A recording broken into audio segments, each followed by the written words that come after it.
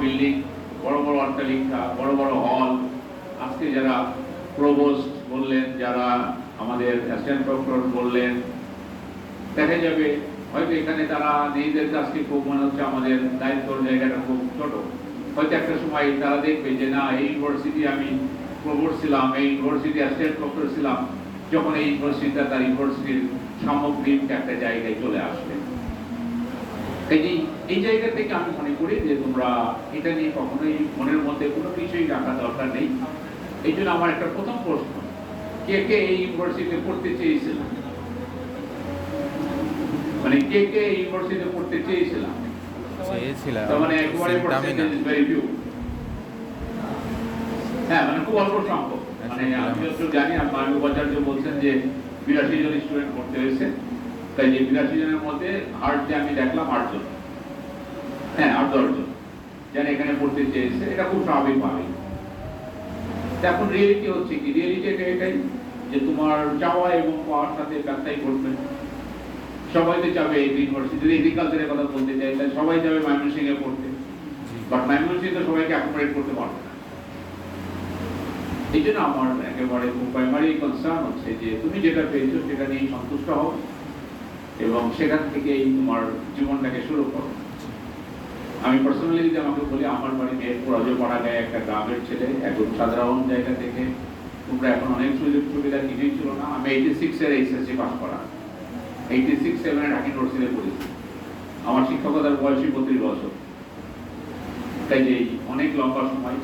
এই জন্যই যে আমার একটাই যে শিক্ষা প্রতিষ্ঠান তুমি দেখতেছো, এটা আজকে তোমার কাছে একরকম মনে হবে। তুমি যখন এখান থেকে চলে যাবে, জীবনে যখন অনেক বড় হবে, তখন এখানে যতই অট্টালিকা হোক না কেন, তোমার কাছে এই বিল্ডিংটাই মনে হবে। এবং আজকে যারা প্রথম ব্যাচ, তাদের এটা মনে হবে যে ঢাকা মানে ইউনিভার্সিটি গ্রান্টস কমিশন থেকে একজন সদস্য এসে আমাদের ওরিয়েন্টেশনের প্রোগ্রাম করছিল। বিকজ মানুষ, আমরা বলি যে তার 3টা মা, নিজের মা, একটা জন্মভূমি, আর একটা হচ্ছে শিক্ষা প্রতিষ্ঠান। তুমি চিন্তা করে দেখো, তুমি যে প্রাইমারি স্কুলে পড়ছো, হাই স্কুলে পড়ছো, কলেজে পড়ছো, এগুলোর কোনো ম্যাপ লাগে? চিনতে কোনো অসুবিধা হবে? যদি মায়ের ছবি আঁকতে বলি, কেউ কি কোনো বড় শিল্পী হওয়া লাগবে? বিকজ এটা অলরেডি বিন ডিজাইন। ঠিক আজকে এই কুড়িগ্রাম কৃষি বিশ্ববিদ্যালয়, এটাও তোমার মধ্যে ডিজাইন হয়ে যাবে। এই জন্যই আমি খুব ক্লিয়ারলি তোমাদেরকে বলতে চাই, আমি পার্সোনালি যেটাকে পারসিভ করি একজন শিক্ষক হিসাবে, যেটা আমার নিজের পারসেপশন, যে একটু চেষ্টা করলেই ভালো কিছু করা যাবে। কখনোই মন খারাপ করো না, এই কারণেই যে সবাই ইকুয়াল জায়গায় যাবে। এটা একেবারে ন্যাচারাল ফেনোমেনা। কারণ অ্যাডমিশন টেস্ট এটা একটা সাপনের মতো থাকতে আমরা নিয়ে আসি। অ্যাটলিস্ট তোমরা চান্স পেয়েছো, that is appreciated, and that's I would like to congratulate তোমাদেরকে। অনেকে তো চান্স পায়নি, তাহলে তুমি চিন্তা করো, তুমি তার চাইতে ভালো। তাই এইটুকু অন্তত ভালো লাগার অনুভূতি ভিতরে রাখো। এতটুকু হয়তো আমি আজকে অমুক জায়গায় পড়তে পারলে ডেফিনেটলি তখন তুমি এরকম করে বলতে আমি এখানকার ছাত্র। এটা খুবই ন্যাচারাল।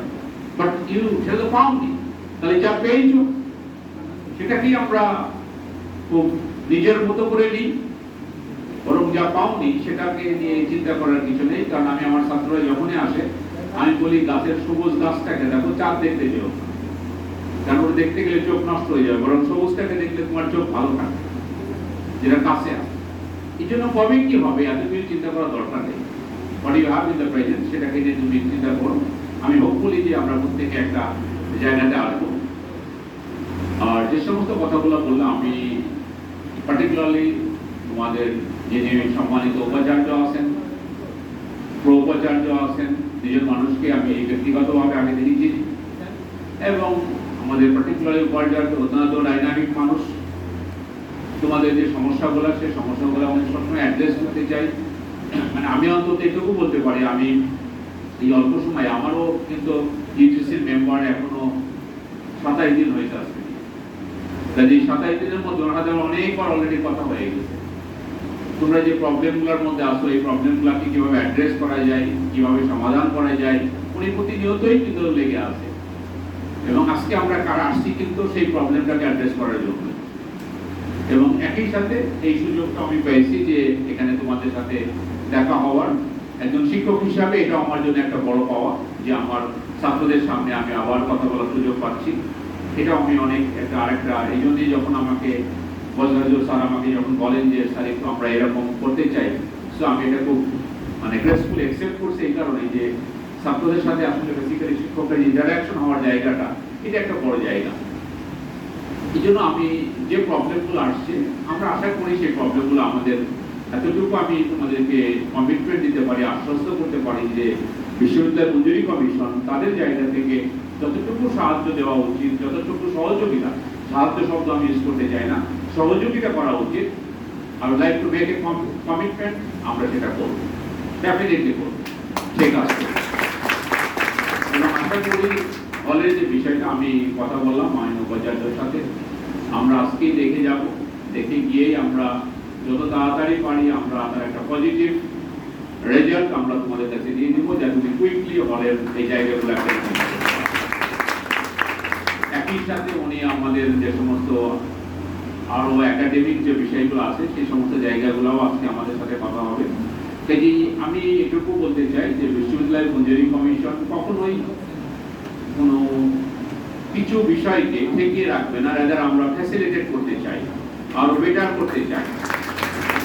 এই কারণেই যে আমি এই কারণেই তোমাদেরকে বলতেছি যে আজকে হয়তো এখানে পড়তে আসছে অনেকের মধ্যে মনের খারাপ, হয়তো কাছে বেগম রোকেয়া ইউনিভার্সিটি গেলে অনেক বড় ইউনিভার্সিটি দেখতে ভালো লাগে, সুন্দর সুন্দর বিল্ডিং, তুমি যখন এখানে আসো তখন তোমার মন খারাপ হয়, এটা তো আমরা বুঝি, এটা আমরা ফিল করি, বাট কাউকে তো শুরু করতে হবে।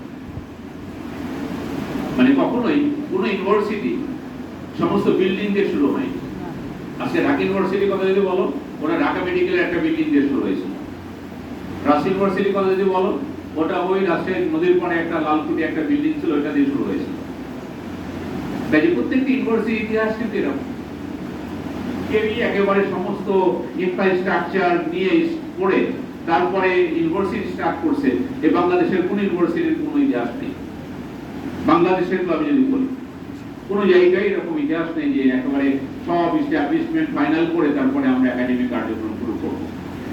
বাট আমি বলতে চাই যে তোমরা একটা তার সিগনেচার পার্ট, বিকজ দেখা যাবে তোমরা থাকতে থাকতেও বিল্ডিং এর কার্যক্রম হতে পারে, শেষ হতে পারে, বাট তোমরা তো এটার ইনিশিয়েটর।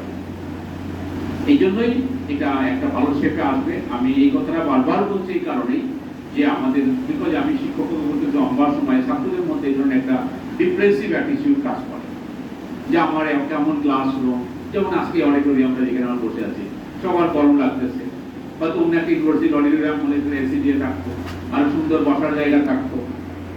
এই কম্পারিজন গুলো যদি আমরা করতে চাই তাহলেই কিন্তু আমাদের কষ্ট বাড়বে। এটা আমরা এই গরমের মধ্যে বসে আছি, এই সময়টাকে আমরা এনজয় করি, কারণ তো তোমার কিছু করার নেই, তুমি চাইলেও পারবো না, তাহলে যেটা চাইলেও পারবো না, তাহলে আমার সেদিকে যাওয়াটা তো দরকার নেই। এই জন্য আমার প্রত্যেকটা ছাত্রের কাছে খুব বিনীতভাবে আমার একটা রিকোয়েস্ট থাকবে, তোমরা পার্টিকুলারলি প্রফেশনাল একটা সাবজেক্টে পড়ছো, আমি নিজেও ফার্মেসিতে পড়ছি,